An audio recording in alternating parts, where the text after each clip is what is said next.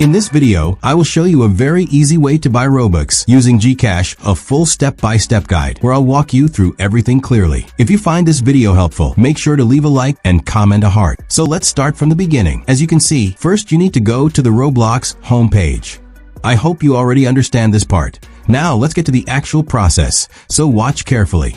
On the top right-hand side, you'll see the Roblox server icon. On my screen, it's currently showing 0. Click on that icon. Once you click on the icon, a pop-up will appear.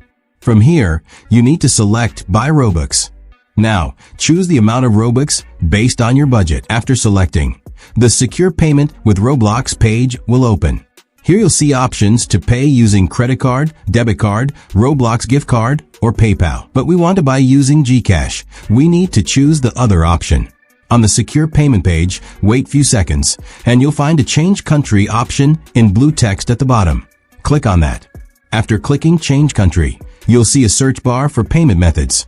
Search for Gcash there. Once Gcash appears, also make sure to select your country. Then click on Gcash. You can add an email address for the receipt. This is optional. Finally, press Pay Now, and your Robux will be purchased. Thanks for watching, and don't forget to subscribe.